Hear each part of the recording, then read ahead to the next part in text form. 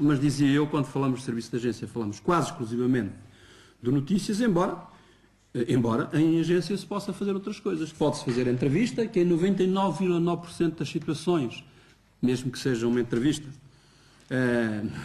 na verdadeira acessão da palavra, é redigida não em pergunta-resposta, porque o livro de estilo diz que só há entrevistas em pergunta-resposta em agência em casos excepcionais, são feitas a chefes de Estado e pouco mais, a direção pode abrir uma outra exceção, sei lá, imaginem que, enfim, temos um prémio Nobel português, e temos, mas para o ano vamos ter outro. Posso abrir uma exceção e permitir, e a agência fazer uma entrevista ao premiado em pergunta-resposta.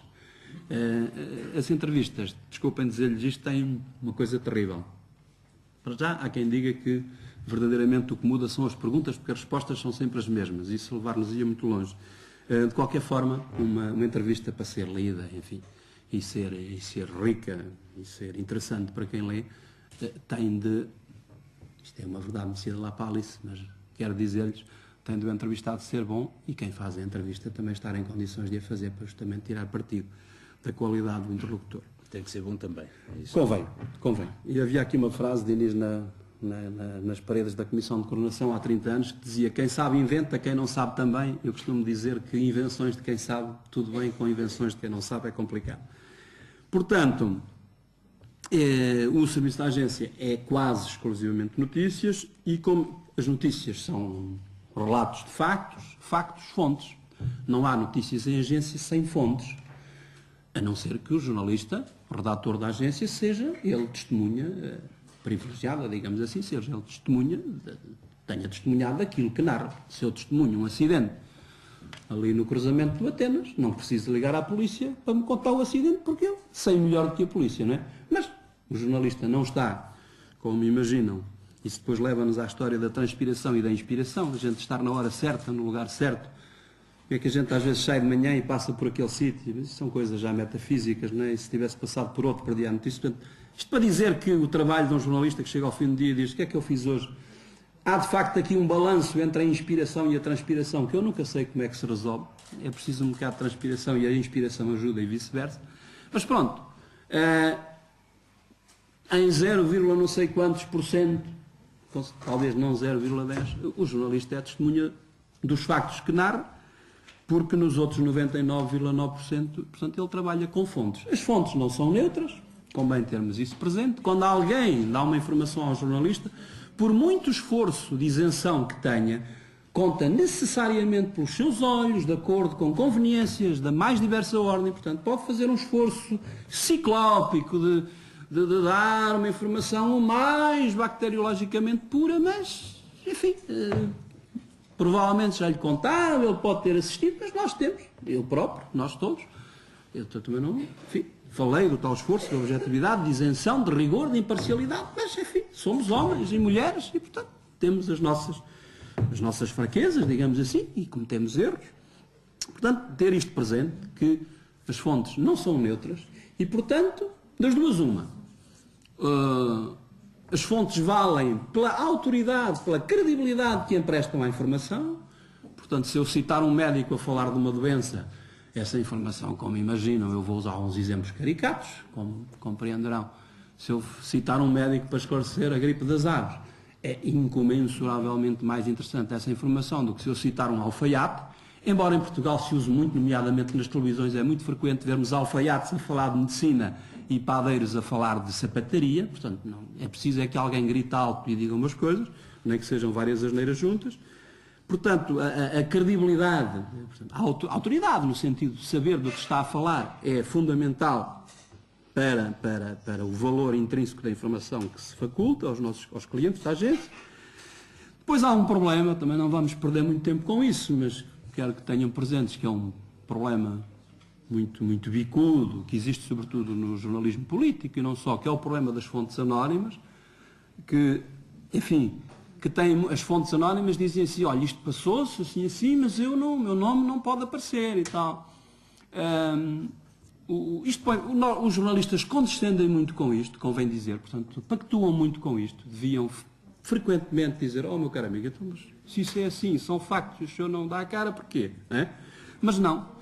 Enfim, há aqui um certo laissez-faire, laissez-passer que vai permitindo que isto floresça e depois isto descamba, pode descambar numa coisa complicada, que é uma fonte anónima a dizer uma coisa que é uma inverdade, mas que depois, enfim, mas que a gente também não sabe quem é que disse, e portanto aquilo é um desastre como informação. E há um outro vício recorrente, que é a fonte não fala de factos, mas fala de opiniões, e serve-se do anonimato para emitir as suas próprias opiniões. Portanto, isto é uma coisa, é uma pecha com que o jornalismo, nomeadamente o político, lida, e que se resolvia dizendo às fontes.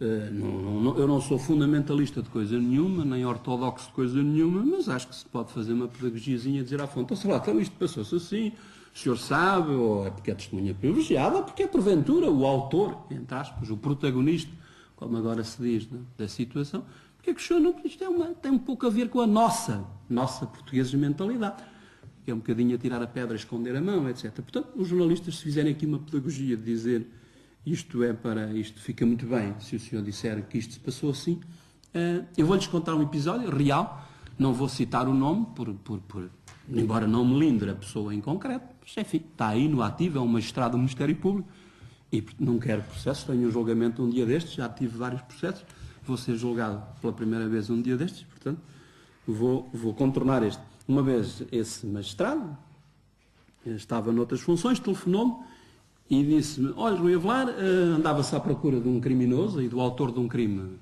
que abalou a opinião pública, e, portanto, passaram-se vários dias, não havia suspeito, começaram a correr rumores, como imaginam, de que o suspeito estaria no estrangeiro, estava no estrangeiro, não estava no estrangeiro.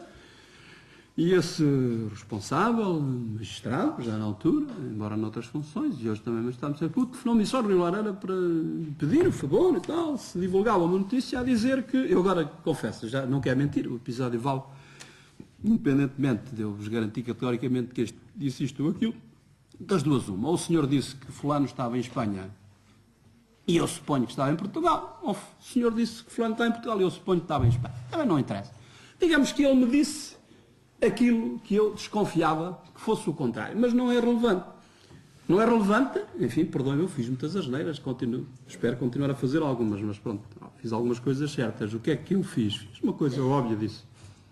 Aqui não era jornalismo político, mas disse à fonte, disse, olha, doutor, daremos essa notícia, obviamente com... Onde é que estavas? Estava na Lusa. Estava na Lusa. Daremos essa notícia com uma condição. Portanto, o senhor tem de surgir como fonte identificada. Portanto, tem de ser fulano de tal, com este nome, com estas funções, diz que o suspeito do homicídio tal está em Espanha, está em Portugal. Isso agora não me interessa. Portanto, aquilo, quem sou eu? Não estou a dizer que o senhor mentiu. Atenção. Estou a dizer que, enfim, havia um pouco a ideia de que talvez o suspeito não estivesse onde o senhor diz que estaria. Não sei quem é que tinha razão. Aquilo, enfim, admitamos que dava jeito à investigação, nós não estamos aí para fazer juízes de valor nessa matéria, não podia eu, na circunstância, sob pena de ser tomado por ridículo, desde logo pelos tais clientes, pelos jornalistas dos meios a quem a Lusa vende a informação, portanto, o mínimo e o máximo que eu podia fazer era dizer-lhe, sim senhor, notícia difundida, isto não, calão, não é nenhuma asneira, mas enfim, divulgada, difundida, com identificação da fonte. E o senhor, impecável, disse, só faltou dizer nem outra coisa eu esperava, portanto, digamos, não o surpreendi.